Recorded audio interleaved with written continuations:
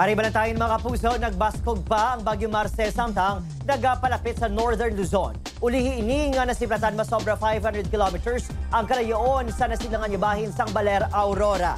Signal number 1 sa bahin sang Batanes, Cagayan, Lakip ang Babuyan Islands, Isabela, Ilocos Norte, Apayao, Abra, Kalinga, Mountain Province, Ifugao, northern portions ng Nueva Vizcaya, northern portions ng Quirino, Cag, northern portions ng Aurora. Sino pa sa pag-asa posible nga magbago ang direksyon sa bagyo kang maghulag panakatungdan. Madiretso ini sa Northern Luzon kung saan imposible ini nga maglandfall sa Babuyan Islands ukon sa mainland sa northern Cagayan sa Huwebes ang gabi digan Biyernes ang kaagahon. Sa datos naman sa Metro Weather, may chances ang ulan sa Antique kag Aklan kung saan may heavy to intense rains ang ginalauman.